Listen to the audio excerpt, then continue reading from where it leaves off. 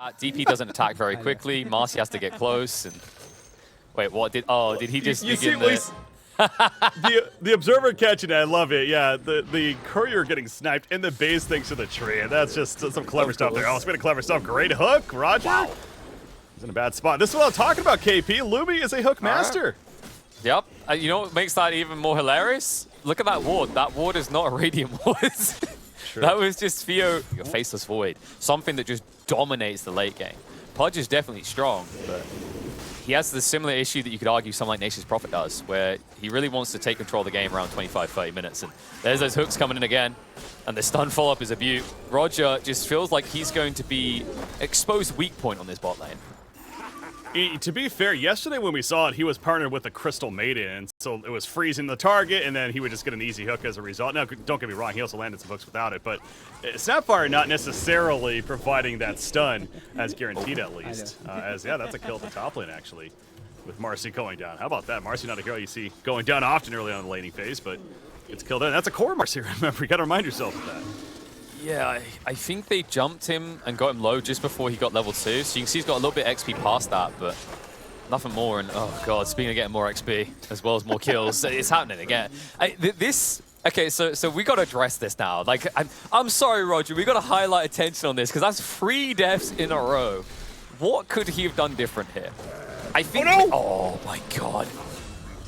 Okay, no, scrap what I was going to say. There's nothing he could have done different. Lumiere just a god. I wasn't lying, KP. Lumi is a hook master. I said this going into this. He's a for that kill, but we'll teleport the traditional way back to the top lane and continue his farm up there. You know, something I wanted to kind of readdress as you were discussing before these hooks started coming out. Speaking of hooks, by the way, we're going to see another one. I mean, this is by himself. Lord. He's going to get a solo kill on the Beastmaster. And look how useless Roger is. He's going to die as well. Oh no, Roger, you tried, you got so far, but in the end, dare I say it. Nothing matters for him anymore, he's numb to it all, numb to the core. Meanwhile, the mid lane was an absolute bloodbath as well, Analog. Oh! Wondering how I got here. And the grim reality is that overconfidence is a slow and insipidous killer. Oh, Analog. Up here, so he smoked in for this actually. He's gonna go for the kill on Undying. Ship is out. Here's Marcy assisting, and they'll make it happen together. So free kill for Analog in the end. It's the support on Dying, not the biggest in the world, but hey, it's a free kill. Okay, that might be a free kill. Nice save there, though. Dahak arrives just in time, and Roger now finding some value out there, Shaman. Good kill for NP. He's building that Desolator. Going to pick up the Blightstone at least, so a lot of work to be done, but curious where Analog was going to go with his build as mid lane. Rolling Thunder, they're going in, KP. Yeah, got it. He'll find his way to the high ground. Nice little maneuver there, courtesy of the Tumbler's toy, but you can only use that once, and you get to die. Again, a support Death Prophet, but still. Oh, yeah, bottom lane. Death Prophet, or excuse me, he's one that's dead. Notice it's going down here. Dismember locking him in place. Beastmaster dead. Soneko. He's going to get pulled back in for the X-ship combo. The hook just whiffing Roger right there. Very close call, but they'll easily take the Tombstone kill on top of that, so ends up being really map against you. Radiant's top tower is under attack. I love how Kunkka's just roaming around with 300 life or so, but again, he's got that armlet toggle ready for an engagement if it breaks out, and an engagement is very likely going to happen soon. Roger gets smoked on, got the sheep off immediately, and the shackle, so he's delaying this, but eventually going to get X-pulled back, and credit for the kill there. Oh, Thunder comes out. Pudge, bit ambitious, just 2 of them here taking a tower. Italy's going to go down, and Pudge is going to come up into a mess bigger than probably even he can deal with. He's going to try, though. Dismember. Oh, my lord. He might find a kill for it. Yes, with the reinforcements to hack, they'll at least kill off the Pudge, but he should not have even got this one. Raid boss status right there. He almost hooked the Pango as well, but yeah. Gonna miss that chance right there, though. Nature's Prophet TP's out. He's good to go. Blink now on Pudge, though. Another big item pickup to reference. The funny part about these drafts, by the way, is if Hokori had their way, there'd be even more fights going on. You can see that they're constantly hunting.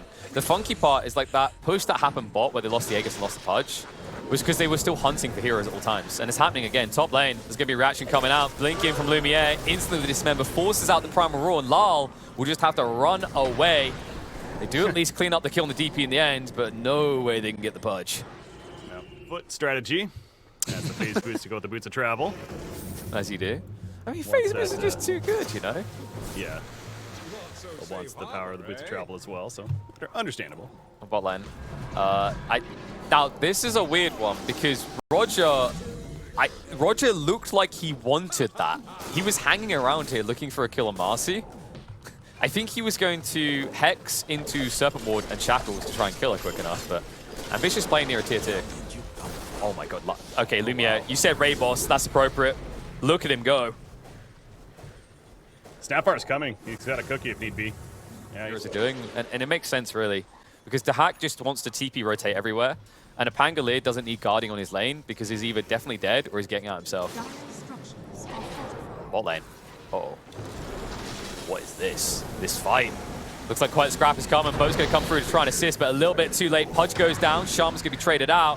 Analog, a little bit too confident here, I'm afraid. Primal Roar will lock him on the spot, and 2 cores of Hokori go down.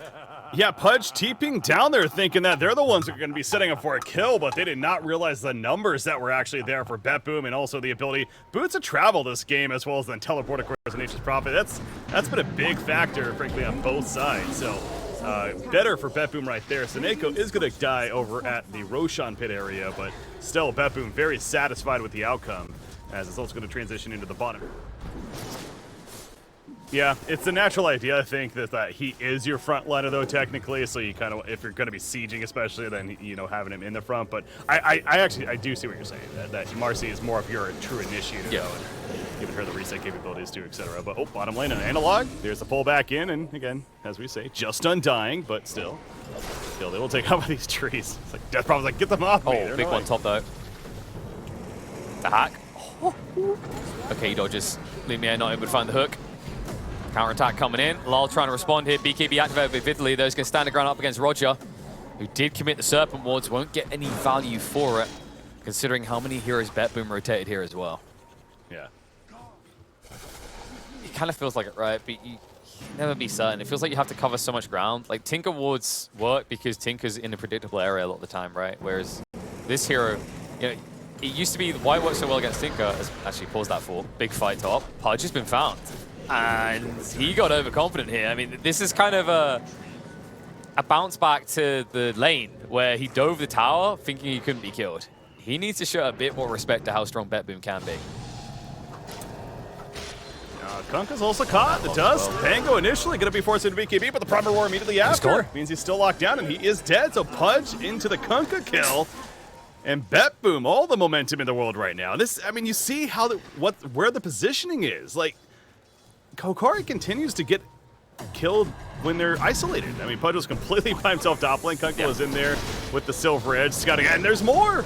Even Penguin's coming in now. Roger's going to lock down. Finally dies. It's not going to be enough to save the Marcy, though. And Theolacor also still in some trouble. Going to be spotted by Dahak thanks to the trees, but now blocking himself.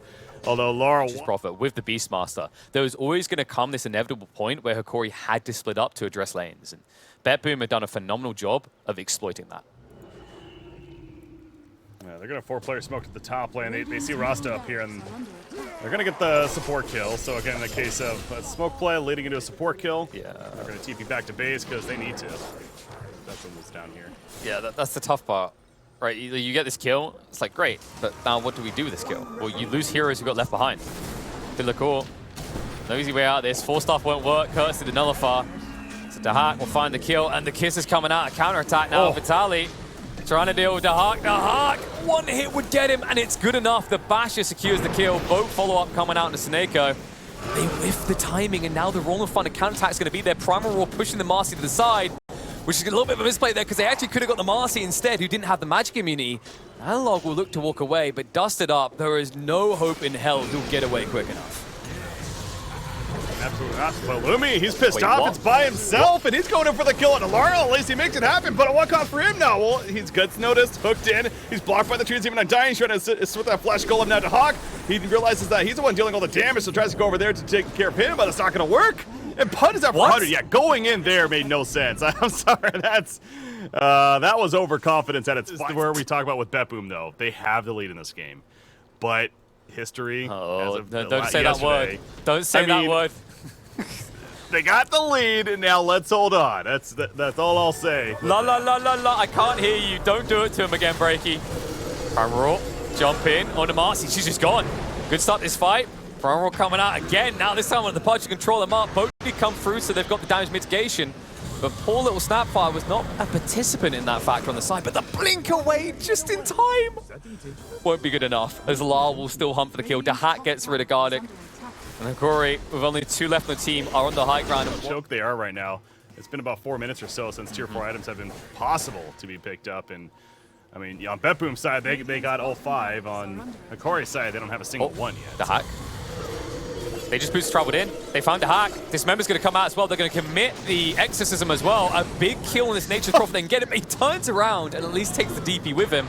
Now the question mark is whether Lumiere can even get out, because BKB has already been used. He's going to die. The answer is no. In fact, look at Rasta. He catches Kunkka. He's like, guys, I got some food over here. Let's go. I got more. And they're going to get more. Kunkka, is that the dieback? No, he actually has the buyback now, but he got it back. They're going to need to. They're going to need to buy back, it feels like. Yeah, well, the Hawks still don't have tier 4 items. Yeah. Oh, they're going to jump in. Notice BKB goes off in time. Lumiere commits to dismember, though. And looks like Fatili's going to move in. Hook back to bring in Roger as well. Primal Roar is having to be committed here, but now Lyle comes in with a roll and find a combo follow-up. Kisses to try and counter this out, but the damage is too high. Dahak is too strong. The buyback from the Nature's Prophet will secure a key fight, and now Kunkka, once again a liability. His buyback achieves nothing, but potentially feeding over the game. Has no choice but to run and hide, and Lyle, if he primes a single bash, he will. Kunkka is going to die. And that's just it. I mean, yeah, Hokori, they give it a valiant effort right there. They knew that the buyback was certainly a possibility. They eventually do get it out from Dahak, but of course that's the biggest difference. He can teleport right into the good position of the fight and start assisting as soon as possible. And Hokori giving it their best effort to come back, but it wasn't to be. But BetBoom, how about that? They take their first game here at the group stages after going 0-6 yesterday. Hey, they're undefeated today so far. Congratulations to them. And again, a team that we knew, despite their record yesterday, certainly is capable of picking up some wins. And they start off strong, at least in day 2. That's good. Next to no health, so I can't necessarily trade or interrupt what Gardic does anymore. So kind of an annoying situation where obviously you don't want to die because it's first blood. You don't want to be giving that over to an SF. At the same time, you're still now a liability. If you die now, it's even worse because you won't have TP back. And they're going to commit. No way Soniqs survives that. First blood goes the way of Gardic, and now Dahak is going to be out of support for a good 30 to 40 seconds. While that's happening, and just wasn't available when he was needed each time. But it's just weird to see this type of draft where you do have a saving support for a Huskar, and it's not able to save the Huskar at all. Oh, God. Oh, God. He did not know the Primal Beast was also there. He just hoped that he could TP out from the Enchantress, and little did he know Primal Beast was ready onslaught in, and Laurel, of course, coming in to actually make that kill happen. So Queen of Pain, again, still doing some work, but she's basically even net worth now with the Huskar. I mean, that's just crazy to think about. But yeah, top lane, they're chasing out Lumi. This is a big kill for BetBoom. They make it happen. Baden can't do enough to save. He's on level 4 currently, and now he's in trouble. Yeah, they got Earthshock on 5. Gardic has no TP, so out of juking, he doesn't get out, but it looks like he jukes perfectly. Lack of vision for BetBoom. Wow. Nicely maneuvered there, but the bigger detail already taken. SF goes down. So it begins with your Huskar crumbling, and now the ripple effect is going to be the suffering of the outer lanes. That instead. Wait. Probably. No, maybe not. Gardic just sat there and he didn't go to pick up a bounty rune that Roger had dug up. He was that scared. That's how hesitant he is. They're able to find a big kill into Lal, though. Roger might be punished as well because Huskar has arrived for the party. Now that the Queen of Pain is gone, he'll take the easier picking.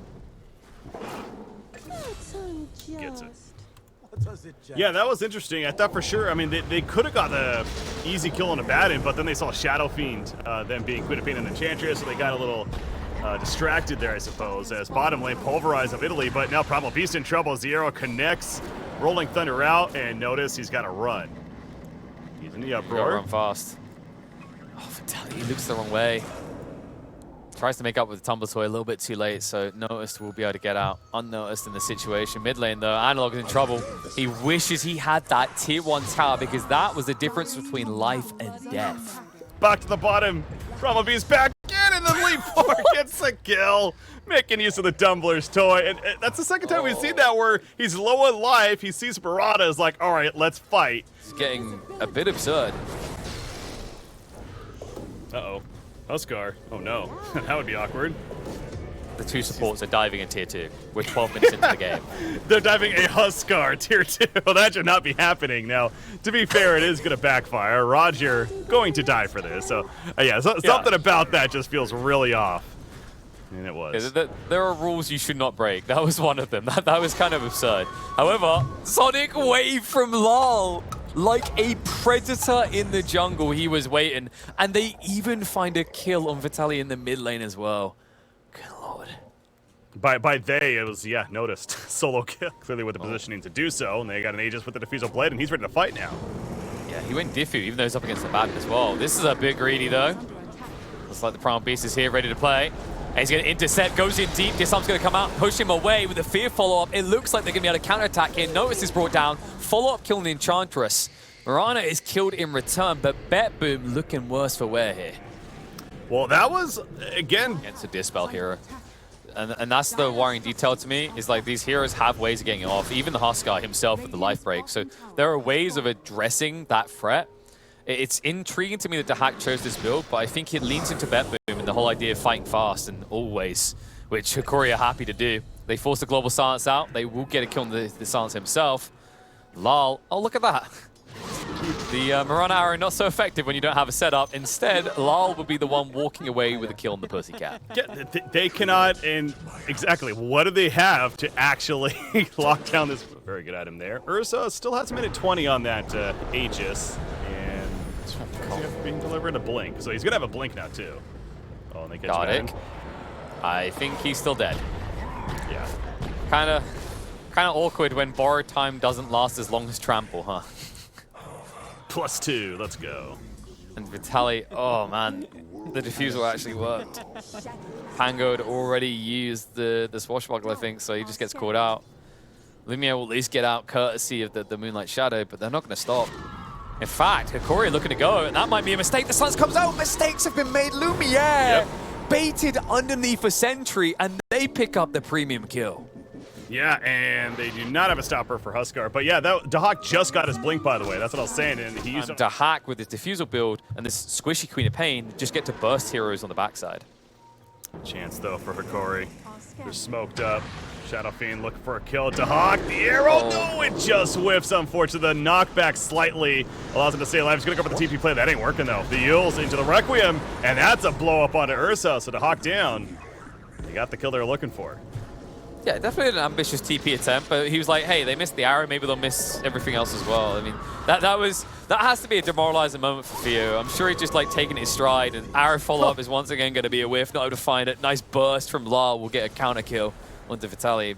Just shows you that even when you address one arm of BetBoom, the other arms are so damn strong. It's like they're flexing at a workout show. I mean, look at Lal.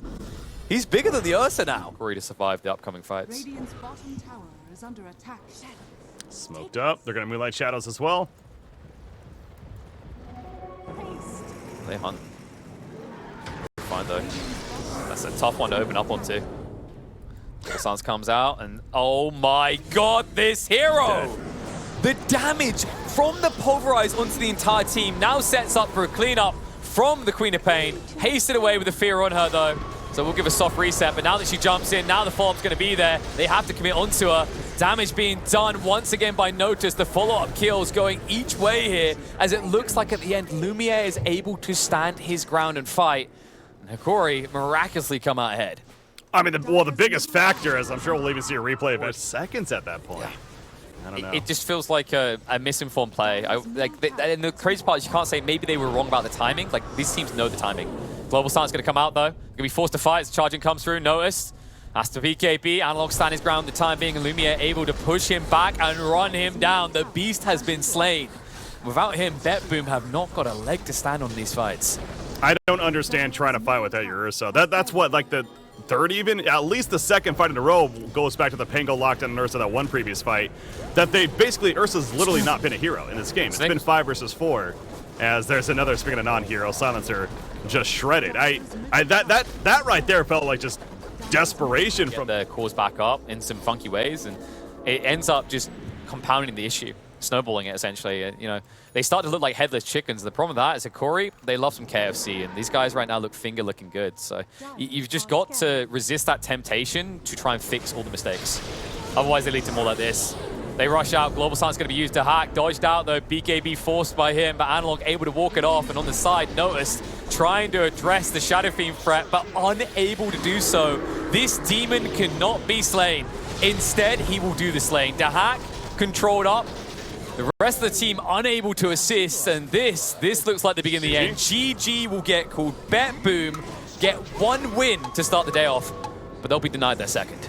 Well, what do we say, Hokori? They're the masters of splitting the series, and, well, they do it again here against BetBoom. So they're now 4-4 overall. Like, hey, if they keep that trend up throughout the whole group stages, as I said earlier, they would be very satisfied, in my opinion, if they're able to do that. And so far, looking pretty good from that perspective. But, yeah, I mean, I think I'll put it this